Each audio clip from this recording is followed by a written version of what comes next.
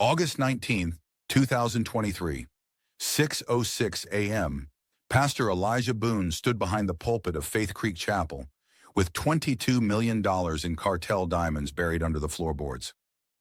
20 minutes later, the FBI would raid the church, but Elijah wasn't praying. He was preparing his escape plan and getting ready to vanish. He'd been laundering blood money in the name of God for over a year, and the walls were closing in fast. You ever wonder how a preacher ends up on the DEA's most wanted list? Don't scroll. You're about to hear how a small-town Texas pastor turned his pulpit into a throne of sin, revenge, and one final perfect betrayal. Elijah's hands shook as he checked his phone. 37 missed calls from Raphael's associates, 12 voicemails threatening death if the money wasn't returned. The FBI surveillance van had been spotted outside at 5:47 a.m.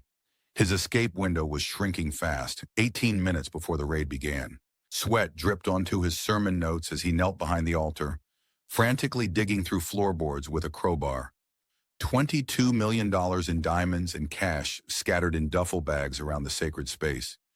Every diamond represented blood spilled, every bill stained with cartel violence. "God forgive me," he whispered, stuffing the final bundle of hundreds into a bag. Pictures of Rebecca sat in his wallet, the daughter whose freedom had cost him his soul. His dead wife Sarah's cross hung around his neck as he desecrated everything she had believed in. Military training kicked in. Elijah checked his emergency kit, including the backup weapon, safety engaged.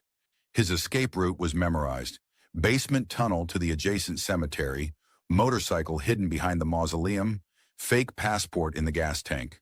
If caught, disappear permanently. Outside, car doors slammed, radio chatter, boots on gravel. The FBI tactical team was assembling. Inside, Elijah's ragged breathing, zippers closing on bags, floorboards creaking under the weight of stolen fortune. Standing in the pulpit one last time, Elijah looked at the empty pews where his congregation had once trusted him. "I saved an innocent girl by becoming a guilty man. Was it worth damning my soul?" Sirens wailed closer. Time to run or die. But this nightmare hadn't begun with a preacher holding a gun in a church full of stolen blood money. It had started 11 months earlier, when a desperate father received the phone call that would destroy everything he thought he knew about justice, law, and the price of saving an innocent child. September 15, 2022, 11:43 p.m. "Dad, they arrested me." Rebecca's voice cracked through the phone. "They say I had drugs in my car, but I swear I've never touched anything. They're saying trafficking charges." 20 years, Dad." Elijah sat up in bed, fully awake. His 24-year-old daughter was a Sunday school teacher, for Christ's sake. "Rebecca, slow down. What happened?" "Sheriff Martinez pulled me over for a broken taillight. Then he searched my car and found a bag of pills in the trunk." "Dad, I've never seen those pills in my life. He's saying I was dealing." The next morning, Elijah visited Rebecca in county lockup. She looked small in the orange jumpsuit, nothing like the vibrant woman who helped him run the church food bank. "Dad, my lawyer says the evidence looks bad. Security footage shows me at 3 locations where drug deals supposedly happened. But I was never there. Someone's setting me up." "Who would do this?" "I don't know, but my court-appointed attorney says I should take a plea deal. 7 years instead of 20. That afternoon, Elijah met with Rebecca's lawyer, a tired-looking public defender named Thompson. "Pastor Boone, your daughter's case is complicated. The evidence is circumstantial but overwhelming. Someone wants her to go down for this." "You're saying she's innocent?" "I'm saying someone with connections wanted her framed. This level of evidence fabrication requires resources. Police resources." Elijah felt his world tilting. His daughter framed by corrupt cops. The bail was set at $200,000. Legal defense would cost another $180,000. His pastor's salary was $52,000 a year, and the church was already $340,000 behind on its mortgage. That's when Elijah started paying attention to the cash donations at nearby churches. 3 parishes in the county had suddenly become wealthy over the past year. New construction, expanded programs, expensive renovations, all funded by anonymous benefactors. But small-town pastors talk, and Elijah started asking questions. October 3, 2022.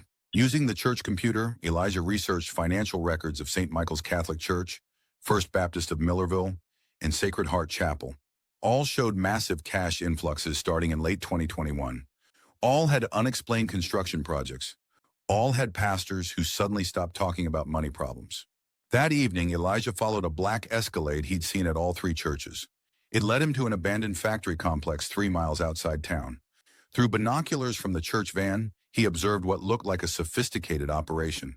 Men in expensive suits supervised workers moving industrial equipment, cash counting machines, digital scales, armed security guards. This wasn't a small-time drug operation. This was cartel-level money laundering. Elijah watched for 3 hours, documenting shift changes, security protocols, and vehicle movements. Around midnight, he saw something that made his blood run cold. Sheriff Martinez, the same cop who'd arrested Rebecca, walked out of the building carrying a briefcase. October 10th, 2022. "Pastor, you seem distracted lately," Deacon Wright mentioned after Sunday service. "Everything all right with Rebecca's case?" "We're trusting in God's plan," Elijah replied. But inside, he was planning something very different. That night, he returned to the warehouse. Security was lighter on Sundays. Only 2 guards instead of 4. During their shift change, there was an 8-minute gap when the loading dock was unmonitored. Elijah waited until 11:47 p.m., then cut power to the east section of the building. In the darkness, he entered through a roof access panel he'd identified during his surveillance. His military training from his Army chaplain days came back. Move silently, work quickly, leave no trace. Inside, he found an electronic safe in the office area. Thanks to YouTube tutorials on lockpicking, he managed to open it using frequency manipulation. Inside, neat stacks of cash, totaling exactly $10,000. He took it all. This was his test. If they noticed the theft, he'd know their security was too tight. If they didn't, he could plan something bigger. October 11, 2022, 7:30 a.m. "Pastor Boone, I'm Rafael Muro," the well-dressed Latino man said after morning service. "I represent some businessmen who are interested in supporting your community work." Elijah's heart nearly stopped. This was one of the men he'd seen at the warehouse. "We heard about your daughter's legal troubles. Tragic situation. Sometimes the system fails good people." "What do you want?" Elijah asked carefully. "We want to help. Your church, your community. We believe in supporting institutions that serve the people." Raphael placed an envelope on Elijah's desk. $50,000 for your building fund. No questions asked. After Raphael left, Elijah opened the envelope. The bills were real, and some had the same serial number patterns he'd seen in the warehouse safe. They knew he'd stolen from them, but instead of punishment, they were offering partnership. That evening, Rebecca called from jail. "Dad, they're moving me to state prison next week. My lawyer says we need to pay for expert witnesses or I'm going down for this. We need $200,000 for bail and another $180,000 for defense. I can't survive maximum security, Dad. Please." Elijah stared at Raphael's envelope. $50,000 was just the beginning. October 18th, 2022. The warehouse was busier on Tuesday nights. Elijah had documented the pattern: large cash deliveries every Tuesday and Friday, processing operations that ran until dawn. But Tuesday nights had a critical vulnerability. During shift change at midnight, there was a 7-minute gap in coverage. This time, Elijah went in prepared. Night vision goggles, electronic lock picks, a detailed floor plan sketched from his surveillance. Military precision applied to criminal activity. 11:52 p.m. Entry through the same roof access. 11:58 p.m. Disable security camera covering the main safe. 12:04 a.m. Open the safe using techniques learned from watching YouTube. 12:09 a.m. Remove exactly $50,000 in mixed denominations. 12:12 a.m. Escape through storm drain system. But as he crawled through the drainage pipe toward safety, flashlights appeared above. Voices speaking Spanish, searching the area. Elijah held his breath underwater in the filthy pipe for 23 minutes, while organized crime members searched for the intruder. When he finally emerged 2 blocks away, he was shaking, but $50,000 richer. October 25th, 2022. Sheriff Martinez wants to make a deal, Rebecca's lawyer called. Drop the charges for $50,000 cash. Otherwise, she goes to trial and likely gets convicted. $50,000, exactly what Elijah had stolen. This is extortion, Elijah said. This is Texas, Pastor. This is how things work. That afternoon, Elijah paid the bribe. Rebecca was released on a technicality. Evidence had been mishandled during processing. But the lawyer's warning haunted him. Pastor, whoever framed your daughter has resources. This could happen again unless you have protection. November 2nd, 2022. Rafael returned to the church, this time with a partner, Diego Vasquez, who looked like he'd killed people for a living. Pastor, we heard about Rebecca's release. Good news travels fast in small towns. What do you want? Elijah asked. Partnership. Your church has something we need. Legitimacy. Tax-exempt status. Community trust. We have something you need. Financial security. Diego opened a briefcase filled with cash. $2 million. Enough to save your church, secure your daughter's future, expand your community programs. All we ask is occasional use of your facilities for storage and meetings.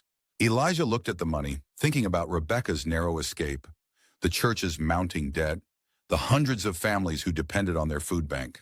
What kind of storage? Business documents, equipment, nothing that would harm your congregation.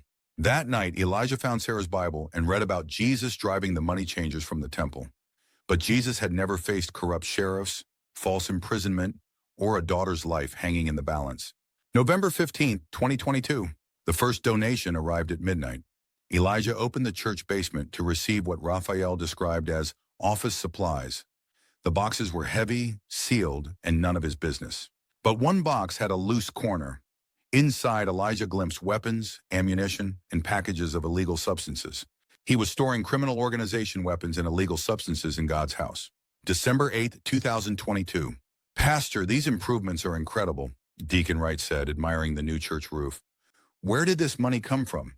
Anonymous benefactors, Elijah replied, the lie coming easier now. God provides. The church was transforming. New roof, expanded food bank, medical clinic, scholarship fund, all funded by cartel money. Elijah told himself he was Robin Hood, stealing from criminals to help the poor. But at night, when he counted the cash hidden in his office safe, he knew better. January 22nd, 2023. We need to expand operations, Diego announced during a midnight meeting in the church basement. Bigger storage, money processing, document creation. Your church letterhead makes everything legitimate. They were asking Elijah to become a full partner in money laundering. In exchange, they'd pay him 10% of everything processed, potentially millions per year. I need time to pray about this, Elijah said. Don't pray too long, Pastor. Our patience has limits. February 14th, 2023. Elijah made his choice. Using church construction permits as cover, he installed a sophisticated underground vault beneath the altar.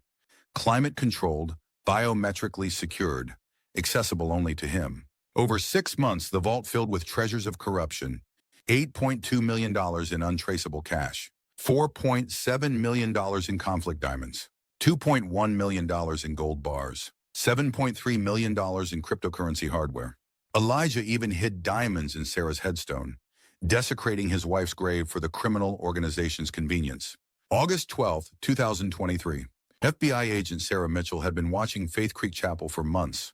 Small rural churches don't normally process $12 million in wire transfers without raising flags. We have probable cause for financial record seizure, she told her supervisor. This looks like classic money laundering through religious institutions. August 18, 2023. Pastor, we have a problem. Raphael's voice was panicked on the encrypted phone. Our sources say FBI has warrants. You need to clean house immediately. What about the money? Take what you can carry, disappear.